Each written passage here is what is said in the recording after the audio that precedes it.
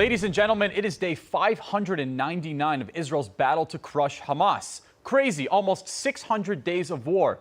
Remember the Six-Day War or the Yom Kippur War or all these other wars that were over in a tiny span of time? We sure do miss those. 599 days, not normal. Prime Minister Benjamin Netanyahu is at it again, dangling hope in front of desperate hostage families only to rip it away like a cruel game. Or so they say. Yesterday, he teased a possible deal, maybe today, maybe tomorrow, and got everyone's hopes up. Then his office backpedaled, saying, nah, don't take it literally. Families are pissed, and rightfully so.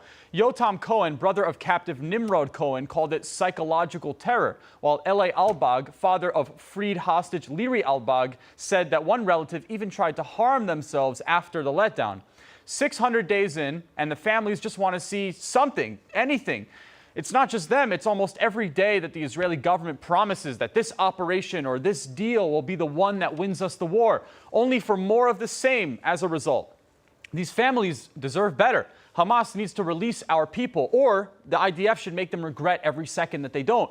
Stop the games, Bibi. Get it done. We already lost world opinion. There's nobody left to impress. Just get the job done.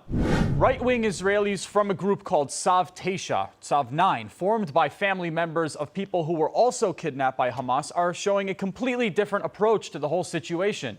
While the more left-wing seems to want to make some kind of deal or just simply stop the war somehow, these ones took a stand today at the Ashdod port, blocking trucks loaded with so-called humanitarian aid headed for Gaza. Their banner says it all: humanitarian for humanitarian.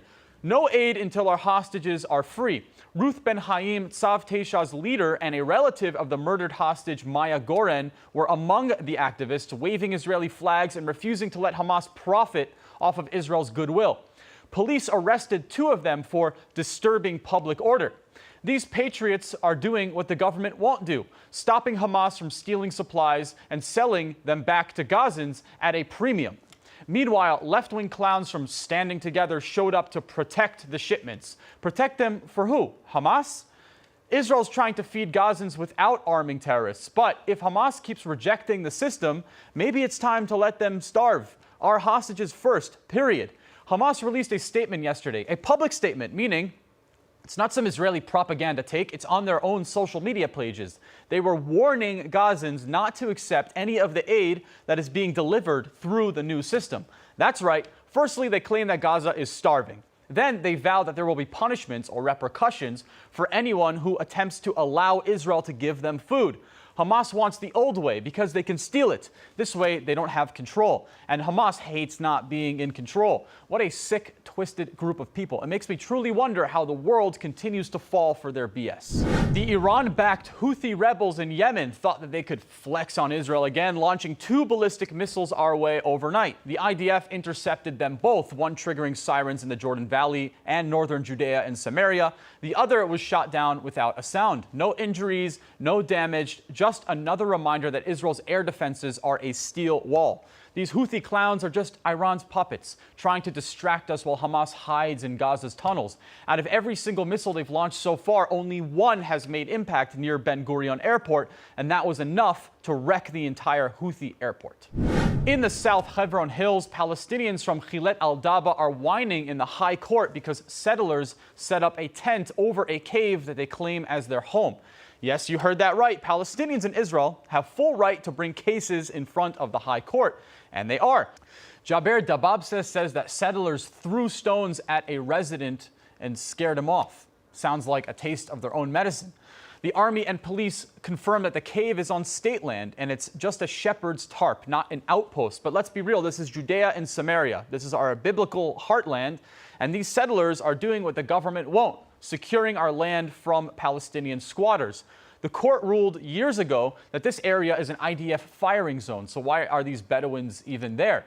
Settlers are stepping up while Palestinians cry victim to the world.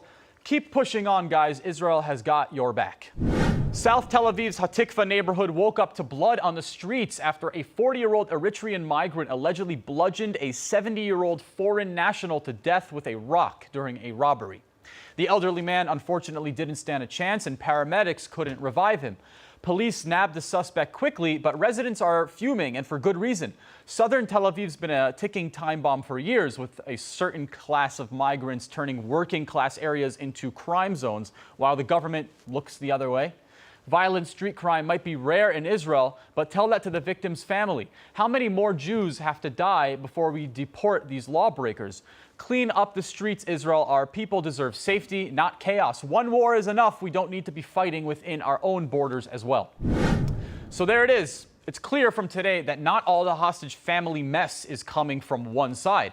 It's both. Not everyone agrees with Bibi on how to handle the war, but 600 days as of tomorrow. Man, that is way too long. Time flies fast, but let's wrap this up already. I don't know about you, but I'm sick of this war, for real. Listen, at the end of the day, if Bibi is your hero or your savior or any politician, then you're setting yourself up for massive disappointment. We trust in one power and one power only, the King of Kings, Master of the universe, the one true God. And whether it's 600 or 6,000 days, we have to trust the plan and not rely on our limited human understanding to make sense of these supernal decisions. This has been Overnight Israel for jfeed.com. We'll catch you next time.